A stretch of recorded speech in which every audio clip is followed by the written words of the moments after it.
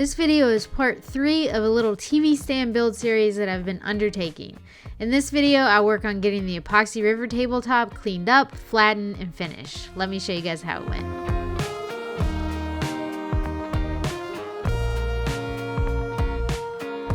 So in my last video, I mentioned that I was going to have to find a way to get my Epoxy River tabletop cleaned up and flattened.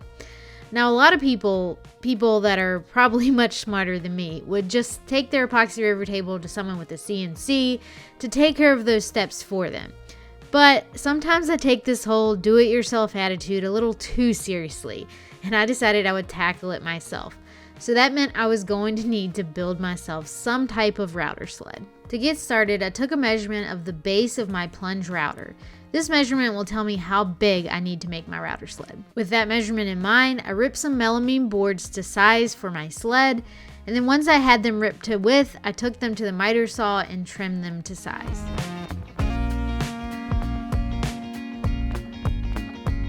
To start constructing my router sled, I laid out my pieces and started clamping them together to get a feel for if it was going to work. I did make some micro adjustments by trimming some of the pieces down.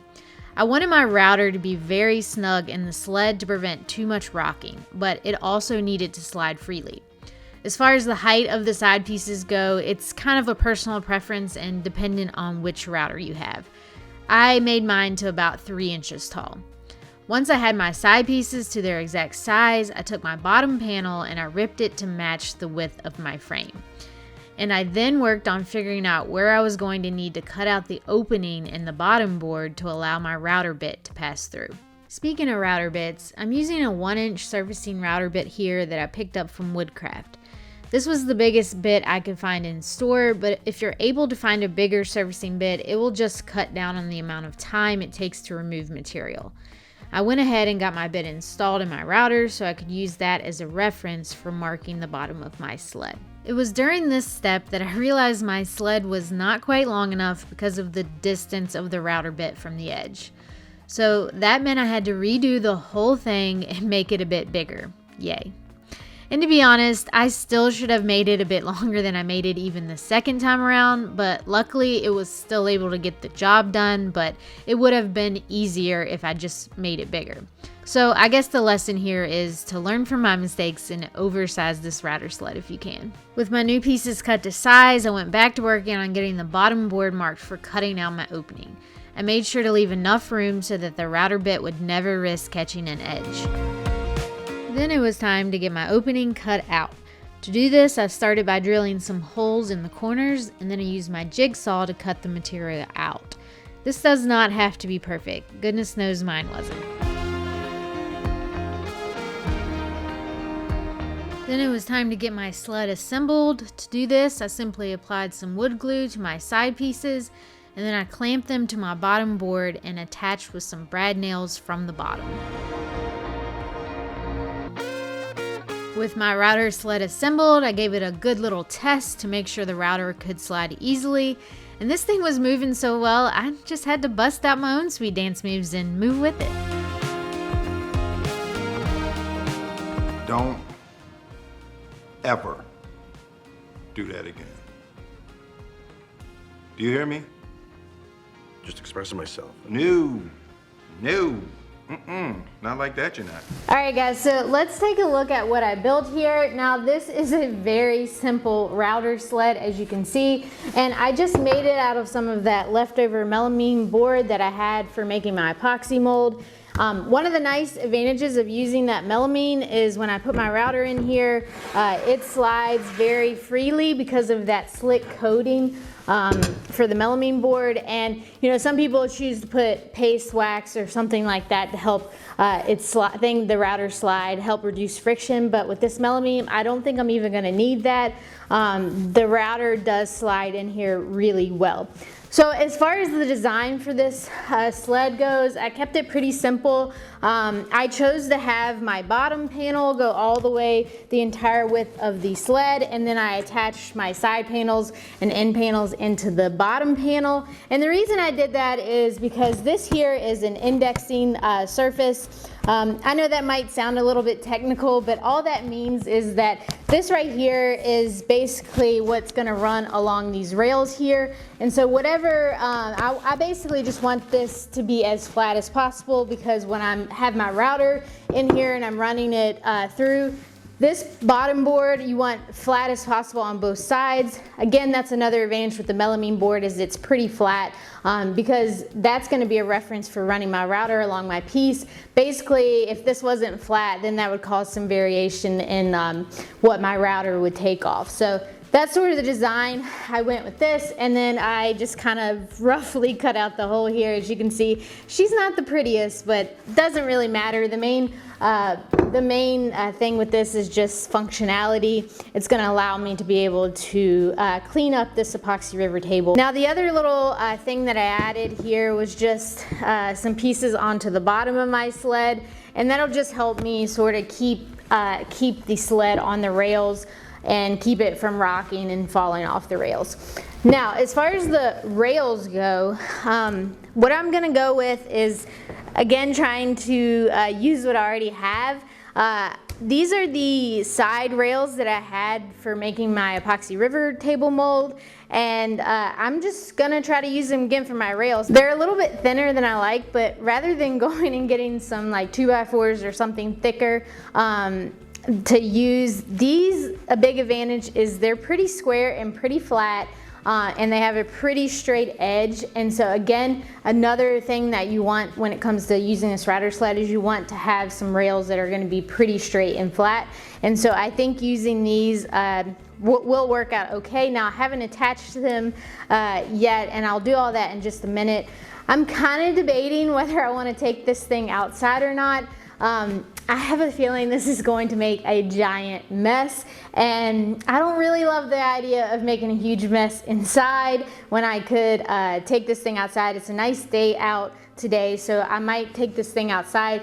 With that, it means I've got to reset up my work surface, get everything level and flat and shimmed up. So that's going to take a little bit of time to figure out exactly how I want to set this thing up, but that's the next step. So let's get this thing outside and work on getting it set up.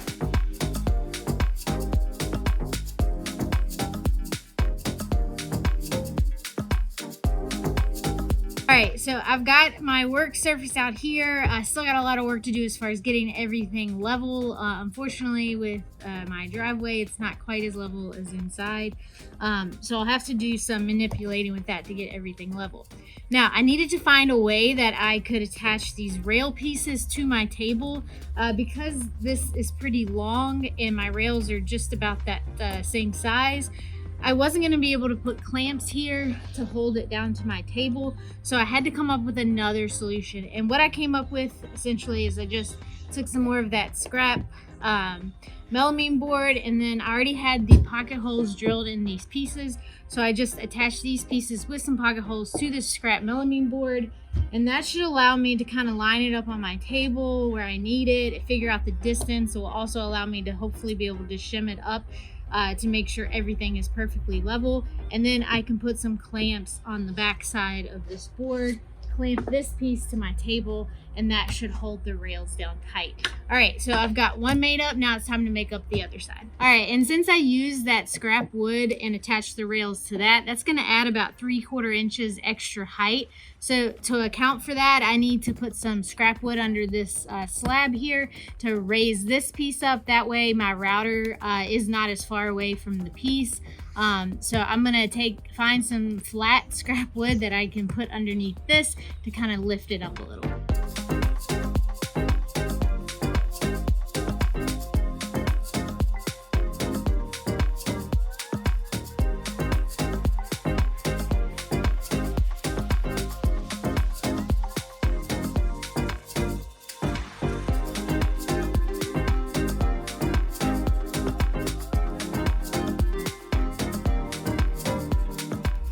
Alright guys, we're not even going to talk about how long I just spent trying to get this thing level. One of the challenges of bringing this thing outside is my driveway is a little bit sloped, so that meant this piece was going to be a little bit off. So I spent a lot of time putting shims in this thing, checking for level, double checking for level, I think it's good now. I've checked it quite a few times, and we're just gonna hope that this is good enough. So the next step is to get my router in here and then just slowly start working my way down this tabletop, cleaning up some of this excess epoxy, trying to get the wood in the epoxy flush. So all that's left now, I guess, is let's go make a big mess.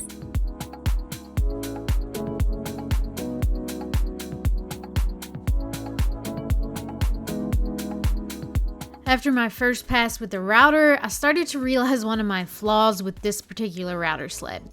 Like I mentioned earlier, it would have been much better if I would have just made this thing bigger from the get-go.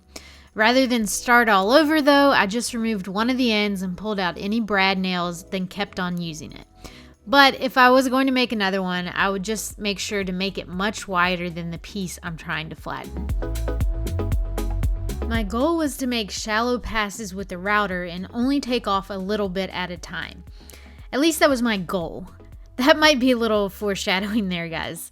At least I knew what I was supposed to be doing. Doesn't always mean it goes down exactly like that. At this point, I was starting to realize just how much fun this whole process was. If you couldn't sense the sarcasm there, then well, it wasn't very fun.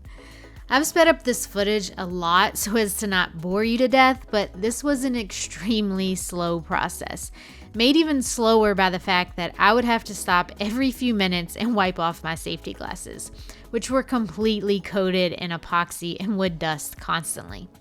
You kind of need to be able to see well when operating a router, right? This is hands down the messiest job I've ever tackled as a woodworker. One other complaint about this process, then I'll stop complaining about it. Yeah, right, that's wishful thinking. Once epoxy is cured, it's pretty much like a plastic type of material. So running a router over plastic causes that material to sort of fly up at you at a very high speed. I felt like I was constantly getting pelleted by tiny shards of plastic during the whole process. Luckily, I was wearing long sleeves here, but if I was going to do this again, I would probably wear some sort of face shield because this is not exactly the type of acupuncture that I had in mind. So anyways, that's all my complaints for now. Enjoy a time lapse of me having the time of my life getting this top cleaned up and flattened with this router sled.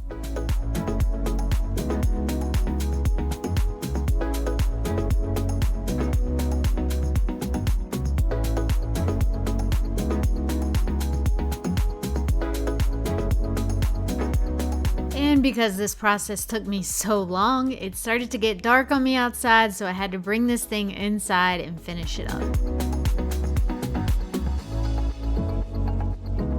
Alright guys, I'm back to working on this Epoxy River table now, and I know you're probably thinking, well, where did you even go? Because of movie magic, it might seem like I've just been working on this thing continuously day after day. But I did have to just walk away from this project for a couple of days. Something happened in the last step of flattening this thing that just got me really frustrated, and I decided I needed to just step away from the project for a couple of days, reassess, and then come back with a fresher brain and perspective on the whole thing. And so that's what I did. So basically what happened is when I was flattening this thing on my router sled, the router did jump on me one time. Only one time, but unfortunately that one time that it jumped on me, it dug into this tabletop pretty deep. So that meant that in order to get this thing even all the way across, I was going to have to remove quite a bit of material, which was pretty unfortunate because that's 100% not what I wanted to happen. And to be honest, if I would have known I was gonna have to bring this thing down this thin, I could have just poured less epoxy because now most of the epoxy was in a pile of dust on my shop floor. I wanted this thing to be, you know, maybe a little under an inch thick, maybe 3/4 of an inch, but because I had to remove so much material, it's probably about just a slightly above 1/2 inch now. And so while that's not ideal and it's not what I wanted, like I said, coming back with a fresher perspective, I think this is gonna be totally fine. This is literally just going to be the top for the TV stand. If it was gonna be a dining room table or something like that, I might be a little bit more concerned, but because this is just gonna be the top, it's going to be a visual thing, it's not even going to have anything sitting on it, then I think this is going to work out fine. And that's kind of the way it goes with this removing material stage. You can't go back and add more material, so unfortunately, because that happened, I had no choice but to remove material to get it even, and that's just the way it went. So I have to make it work, and I think it is going to work out okay. Now, let's talk about one of the other annoying things about that flattening stage. While using the router sled did work on this thing, and it allowed me to be able to get this thing flush and even without having to have fancy tools or anything like that, it was not fun at all. And I'm not sure I ever want to do it again. It created such a huge mess that I don't even think I can explain to you guys how big of a mess it created. And unfortunately, I don't have any video footage of that because at that point in the process, like I said, was pretty frustrated. So I just forgot that I was even trying to film a YouTube video at that point. So I just did all of that cleanup off camera. But it was an absolute mess. I still have like dust and epoxy chips everywhere that I'm still working on cleaning up a few days later. So I don't know that it's something that I would want to do again personally. If I was ever going to do another one of these river tables, I would probably just factor in my budget how much it would cost to take this to someone that had a CNC or a planer or something this could run through. I can totally see why people that do this on a more regular basis do invest in something like a CNC, because this, while it will get the job done, it's not fun, it's a huge mess, and it's not really something that I would personally want to do again. And it would probably stop me from making another river table if I didn't know someone that I could take this thing to, just because I don't really love creating that big of a mess to have to clean up. But I say that now, ask me again in 6 months or something, and I might have forgotten about how unfun that was. But anyways, that's where we're at with this thing now. So my next step is I just need to get this thing sanded and ready for finish. Obviously, I'm going to work on sanding it, filling some of these voids and holes and stuff, get it trimmed up to size that I need it. But the next step is I'm going to go ahead and start working on the sanding process. Now I'm going to start at a pretty low grit to start with, just to take off some of these ridge lines that the router caused, and then I'll just keep working my way up in grits until I have this thing looking pretty smooth.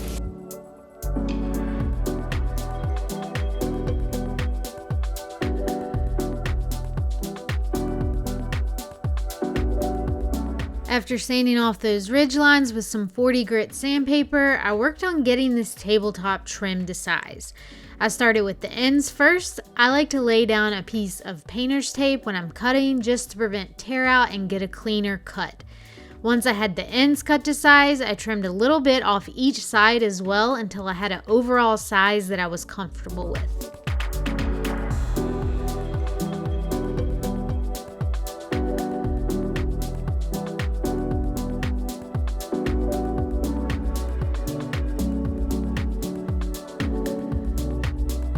Then it was time to get back to most every woodworker's favorite activity, sanding.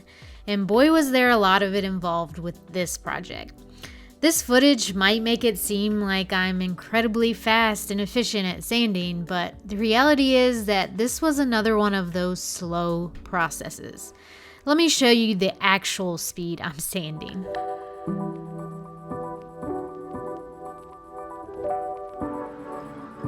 You don't want to sand too fast, especially with epoxy, because you will just create more swirls and scratches that you will have to get out. And guess how you get those out? Yep, more sanding. So I try to keep a nice slow pace with my sander for this tabletop so I create less of those scratches that I have to take care of.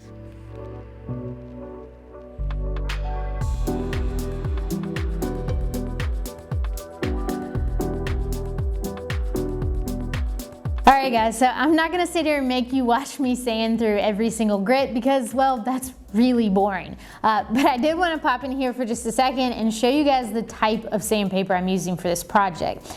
Now, this is just some 5-inch mesh sandpaper that I picked up from Amazon. One side, as you can see, has this mesh abrasive coating, and the other side has this Velcro material that will easily stick to my random orbital sander. Now the reason I decided to go with this type of sandpaper for this project was that this, in combination with having my sander hooked up to my vacuum, should really cut down on the amount of dust that's created while I'm sanding this. And it's my understanding that the less amount of dust that you have while you're sanding this, the less scratches you're going to get in your epoxy. Now the black epoxy especially really will show these little pigtails, is what they're called, these little swirly scratches in the epoxy.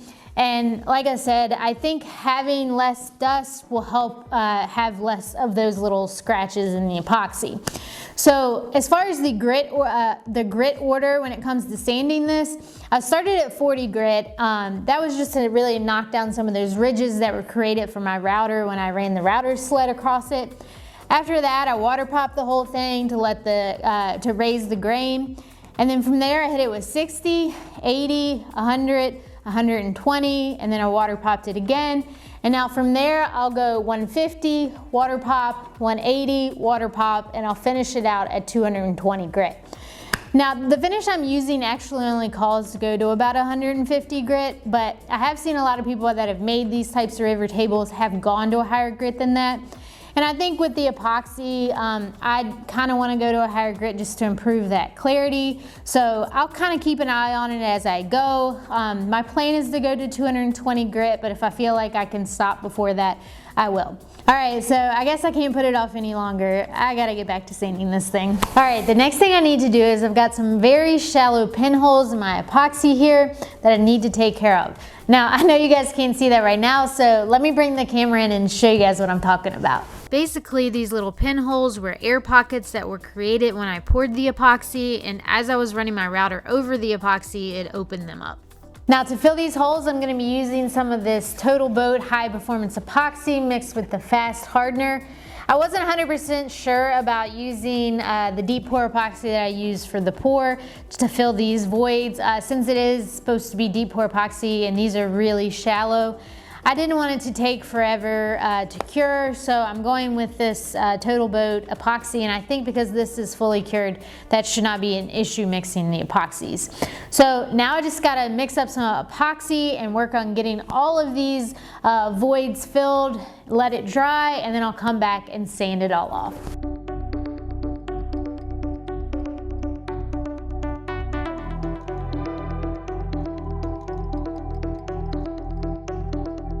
Now, if I could go back and do this again, I would use something different than a syringe here. I thought having the syringe would really help, but I needed something much smaller. These were very shallow holes, so they didn't need much epoxy to fill them up. However, the syringe made me apply more epoxy than I really needed, which just meant I would have more to try and sand off later. Yay.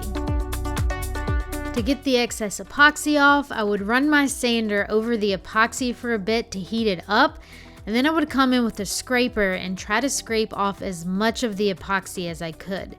Then I would finish sanding it smooth. Now this took me a bit of time to do, so again, I wish I would have applied the epoxy differently, so just try to learn from my mistake. Next up, I rounded over all the edges with an 1/8 inch round over bit.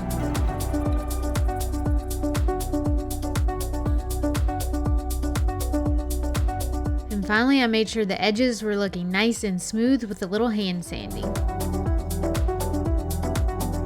Since Phil informed me that he was the customer for this build, he asked me to make sure to brand the top. So to do that, I used my electric branding iron from Gearhart Industries.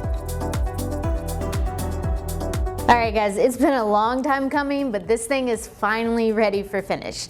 Now, I'm gonna stick with the whole trying something new for the first time theme. Since this is my first time ever making an epoxy river table, I sort of decided I wanted to try a new finish for the first time as well. So for the finish I'm gonna be using for this, I'm gonna be using some of this Rubio Monocoat Oil Plus 2C in Pure. And now if you've watched any sort of woodworking videos in the past, then you know this stuff is super popular among the woodworking community. I've seen tons of people use this product in the past, and it seems super easy to apply, and it seems like a really good durable finish. So I decided that I had to see what all the hype was about. I wanted to give this thing a try, and this felt like something that would be good to try it on. So now basically this is a two-part. It has the part A and part B, which is the accelerator. The accelerator just essentially helps this thing dry and cure a little bit faster. So I will be mixing these two in a 3-to-1 ratio, and then I'll be applying it on basically just with a squeegee. But the first step before I do any of that is I've got to get this thing completely dust free. I need to get it clean as possible. And so in order to do that, I've got some of this raw wood cleaner that Rubio Monocoat actually sells. Now, I have kind of heard that mineral spirits would probably work just as well here, so if you don't purchase the raw wood cleaner through them, then you could probably just wipe this thing down with mineral spirits. So what I'll do is I'll use some of this raw wood cleaner on a terry cloth towel and really wipe this thing down really well.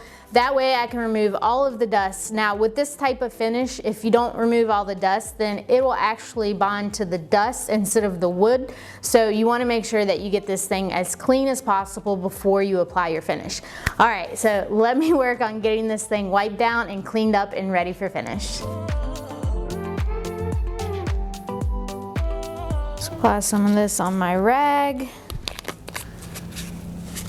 And then just really wipe this thing down well.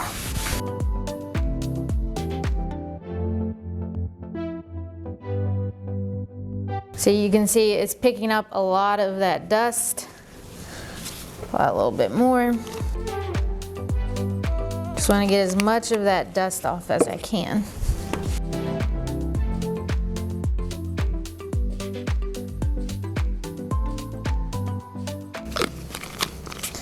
This is such a tiny baby bottle. I bought the smaller version, but they do make a bigger version than that. But like I said, mineral spirits probably work just fine. And basically, I'll just keep wiping this thing down until no more dust shows up on my rag. All right, I got this thing good and cleaned off, and it's looking pretty dry, so now it's time to go ahead and mix up my Rubio Monocoat. And like I said before, this has to be mixed in a 3-to-1 ratio of part A to part B, which is the accelerator. So how I'm gonna mix that up is I got 2 different syringes here. I'll use this bigger syringe to fill my part A with, up to about 40 milliliters, and then I'll use a separate smaller syringe for my accelerator, and I'll fill that up to about 13 milliliters. And then I'm just gonna mix it together in this plastic cup. This is just nice because it'll be easy to pour. Now I'm gonna start small. You really don't need a lot with this, so I'm gonna start with a small batch first, see if that's enough, and worst case if it's not, I'll mix up some more. So let's get to mixing. Well, one thing I can already tell that I like about this type of finish is that I think it actually has like 0 VOCs. Now I'm super sensitive to VOCs, so a lot of finishes after I use them, I kind of suffer a little bit. This has very low VOCs, or actually it might have 0 VOCs, so I'm not getting a lot of those fumes that I typically get that bug me. So that's a major win for me. This being my first time, I didn't know exactly how much this was gonna take. How do you get this off? What kind of goofy top is that? Finally, I was gonna be quite embarrassed if I couldn't figure that out. And now we have another top inside of another top. This one's not too bad though. Maybe it's a little bad, I can't seem to get it.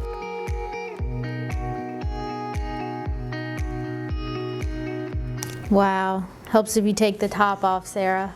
My gosh.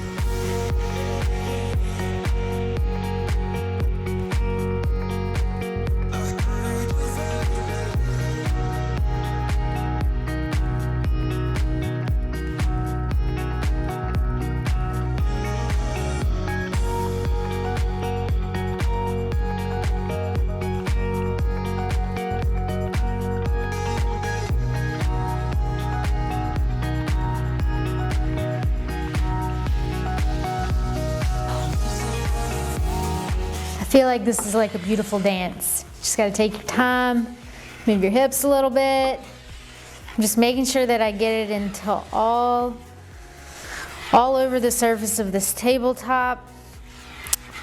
With my batch I did for the underside of this thing, I poured a little bit too much, so I tried to go a little bit lighter on the amount this time. Still could be a little bit too much, but this is a learning experience for me. I still think I could have went with less. This stuff really does go a long way with just a little.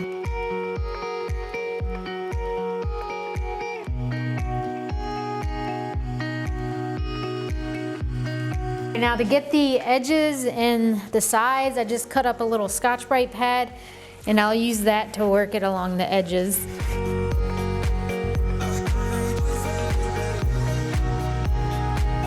I'm just taking the Scotch-Brite pad and lightly rubbing it into the wood grain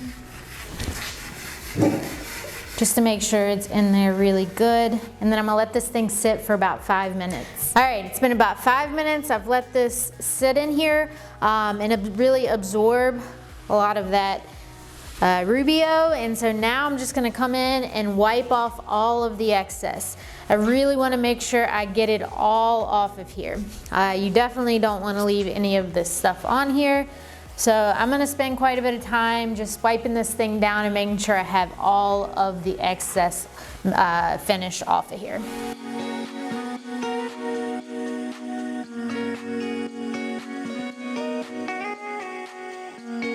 After one coat, this top was really looking pretty good. I was starting to see what all the hype was about. Now this finish gives a very matte type of finish, which is what I like. Now I could stop at the one coat with the Rubio, but I decided to try and increase the sheen a little, so I decided to apply a second coat. To apply a second coat of this Rubio monocoat, first I took a very fine finishing pad and I attached it to my orbital sander, and then I scuffed the entire piece. I wanted to make sure that I didn't have any glossy areas remaining so that they didn't show up as more glossy once I applied the second coat. Once I was satisfied with it, I wiped off all of the dust. No need to use the wood cleaner or mineral spirits here. You just have to get the dust wiped off as best as you can. Then I just applied a second coat in the exact same manner that I applied the first. And finally, after doing this 3 times, I think I had the right amount figured out for this stuff. It really only takes a little. Once I had complete coverage, I let it sit for about 5 minutes, then came back and wiped the excess off. And I think I was getting a little too excited that this thing was a few minutes away from being done because I ended up breaking out those questionable dance moves again. I spent a good deal of time buffing it by hand to get the most even sheen. You don't need to use a powered buffer here, but I think it might have helped speed up that process. And with that, this top is completely finished. It should cure in about 7 days since I used that accelerator, and it'll be ready to be attached to my TV stand base. Overall, I'm super impressed with this finish, and I'll definitely be using it again in the future. I'm also very happy with how this top turned out as a whole for my first time. Even though there were some hiccups along the way and it didn't turn out quite as I'd planned, I still think this will be a standout piece of furniture in our living room. Next up, I have to get this top attached to the base and start thinking about adding some cabinet doors and all of the remaining finishing touches to get this TV stand wrapped up. That will all take place in my next video, so if you're not already subscribed, then go ahead and get subscribed so you don't miss the final reveal. I hope you guys enjoyed watching me do all these things for the first time. Thanks so much for watching. I'll see you guys again soon. Bye.